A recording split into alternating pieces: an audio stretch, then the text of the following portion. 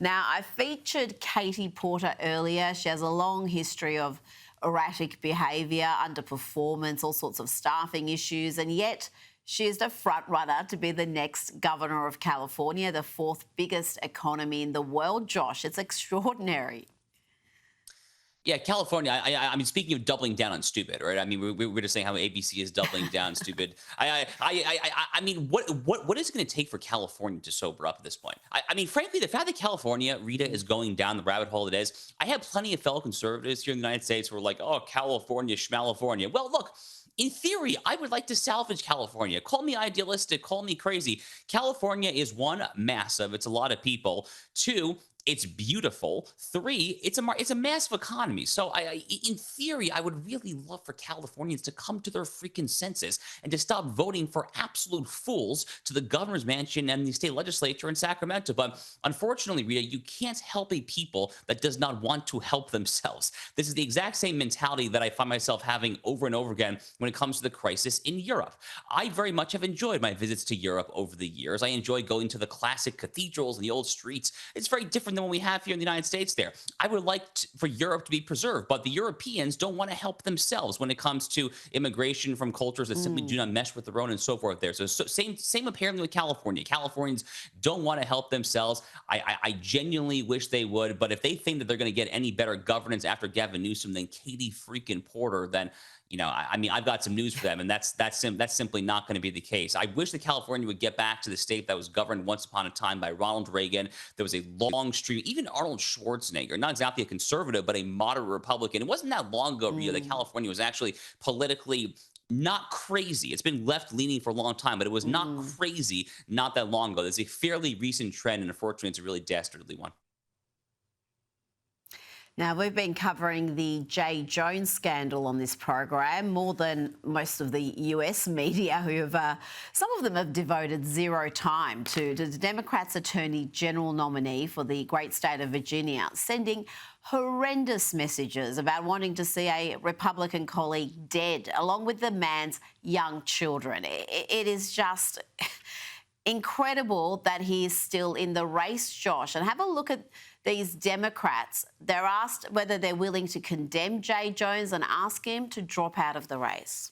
He has apologized. I wish other people in public life would sincerely apologize for stuff. So, no, I still am a supporter. Quick question. Do you think Jay Jones should drop out of the Virginia race for AG?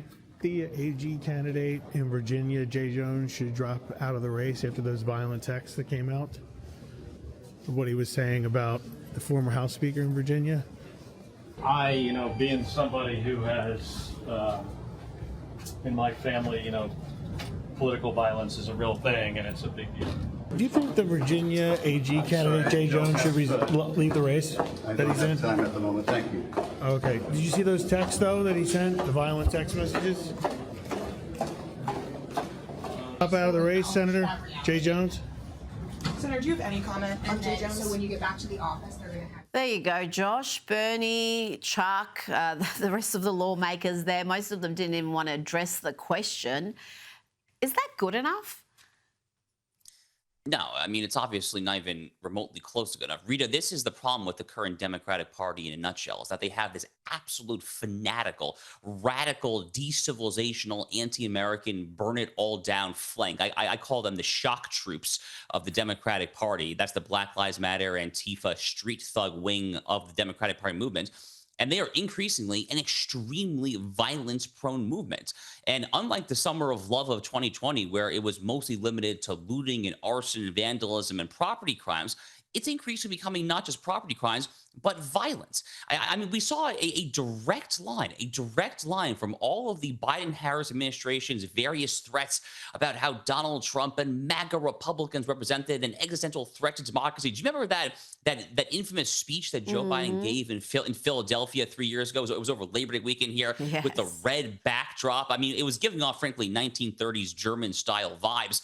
And I can draw a direct line from that to multiple people trying to assassinate Donald J. Trump. I'm not saying that that anyone other than the direct moral culpability goes to the shooter. But the reality is these things don't happen in a vacuum. There was a shocking recent poll out of Harvard University that showed that over 30% of Harvard students said that they could potentially see a world in which they could justify acts of violence to prevent a speaker from speaking on campus. These are the kind of things, whether it's Jay Jones fantasizing about committing political violence, this is the issue. I mean, I'm not exaggerating. This literally is the issue that could bring this republic to the brink. It really is. I mean, when Americans or any people who are living in a self-governing republic, when you cease to be able to settle your political disputes, your moral disputes, your policy agreements, when you lose the ability to settle that at the ballot box with the pen, with the keyboard, the megaphone, and so forth, and instead you resort to the rifle and bullets and the knife, that is how republics die. This is really no joke. There's no exaggeration there. And I find it absolutely appalling, albeit wholly unsurprising, that so few Democrats, other than perhaps Senator Kelly of Arizona, are willing to say anything whatsoever about Jay Jones. Well, let's talk about Portland now. We've certainly seen political violence in that place.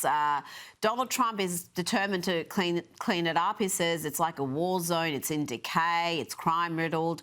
The Oregon governor obviously doesn't agree. The Socialist City Council doesn't agree. But even the New York Times, Josh, is finally questioning the wisdom of far-left rule and asking what happens when socialists are in charge. Portland offers a glimpse. Josh, let's take a glimpse at Portland. This is the third world conditions you have to negotiate to reach Barnes and Noble at the Lloyd Center. In Lloyd Center, and we park in the parking garage, and now we're going to go up the stairs into the mall. And this is what is here. I wish you could smell it, because it smells like pee. New pee and old pee. Watch your step, there's pee on the floor. So this is the only way to get upstairs if you're parked right here to get to Lloyd Center. Josh, I'll take that back. I've been to third world countries. They're normally in a lot better shape than that. You know, Portland once upon a time was a shining example of what a forward-looking and forward-thinking American city might look like. I'm thinking back 30, 40 years ago. But at this point, I think you're right, Rita. I've actually never been to Portland, but based on all that I've been able to glean there, my friend Andy No has been ground zero with the Portland Antifa riots for years and years now. Based on all that I've seen, I think you can make a very strong argument that Portland is in worse condition on a day-to-day basis from a cost of living, from a quality of life, from a crime perspective than your typical sub-Saharan African city. I mean, that's essentially what it looks like to me. But Portland has also become a shining example, unfortunately, of a broader national trend, which is you have these cities that are governed in politically monolithic fashion by Democrats year after year, decade after decade. I'm thinking of cities like Baltimore, Maryland, Detroit, Michigan, St. Louis, Missouri, Portland. So many of these cities just have mayor after mayor after mayor who are of one party only. Chicago, another big example there. I can't think of a single example. I literally cannot think of a single example off the top of my head of an American city that has had monolithic uniparty Democratic governance for decades and has been better off because of it. But the cherry on top is because the New York Times here, this is the article they're saying, oh, here's socialism at work. Dude, you guys have covered for Zohran Mamdani. The New York Times has offered all sorts of apologia for Zohran freaking Mamdani, a guy, I would argue, for whom socialist is actually far too kind. This is a guy who literally quotes Karl Marx's Communist Manifesto. He is a dyed-in-the-wool Marxist communist. I think socialist is genuinely not accurate. He's an actual literal communist. So if the New York Times, a month before the election, that's probably going to put this Hamas-supporting pro-jihad commie in the mayoral office there. Really? You guys are crying foul this late in the game? You had a really long time, the New York Times, back in the Democratic primary to just try to stop him there. And now it's so ridiculous. But ultimately, Rita, you reap what you sow. And the people of New York, I think, are tragically going to reap what they sow here. And it's going to look a lot like Portland sooner rather than later, I fear.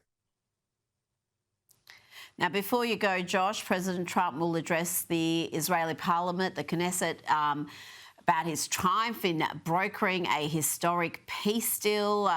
This is going to be something that's going to be talked about for years to come. But I want to ask you about some of the anti-Israeli sentiment that has been normalised in America. Listen to this discussion between Democrat Congresswoman Rashida Tlaib and Hassan Piker. Listen to how they talk about Israel. It is absolutely a violent apartheid state. No, it's an ideology. Zionism is an exterminationist ideology built around ethno-religious supremacist values. So when people say like, oh well, you know, I'm a liberal Zionist, like I want there to be a Jewish. I've heard that so many times. I'm a liberal Zionist. I want there to be a Jewish ethno state. I'm like, okay. Like, what do you mean? It's like saying you're like a liberal Nazi. You want an Aryan majority ethno state? Josh, I'm going to ask you to be succinct. I'm sure there's plenty you could say, but what's your response to that?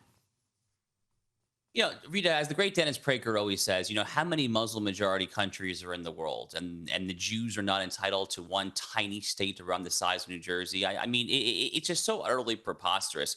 You know, unfortunately, Rita, I wish that the Israel issue were solely an issue where the left is crazy, but there are some fringe voices on the right that are getting way out of hand on this stuff as well. I'm not sure if this reached Australia, but I was actually accused this past week while I was offline for a Jewish holiday by Candace Owens of being complicit in the assassination of my friend Charlie Kirk. I kid you not, that is literally what she accused me of.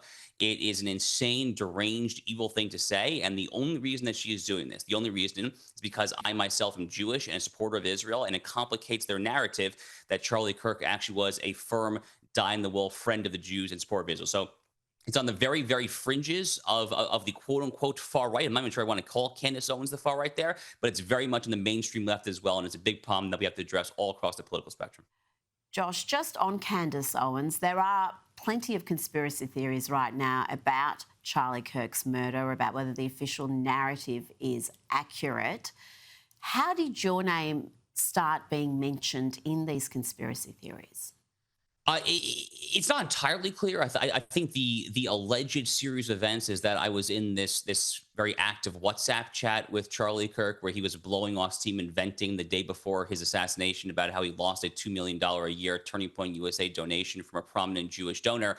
And then Candace took this tweet of mine from a day or two before Charlie's assassination, which was literally about an entirely different topic, about the horrific, savage butchery of Irina Zarutska on the Charlotte light rail. And I was quote tweeting a tweet from Donald Trump about public executions, and I said based. And Candace Owens took this totally out of context. And he was like, "Oh my God, Josh Hammers is foreshadowing the assassination of Charlie Kirk for turning against Israel." I mean, it's contemptible. I'm a lawyer. I know this is likely defamatory conduct. We're looking into possible legal action there, and I'll keep you apprised of it. Josh Hammer, thanks for your time.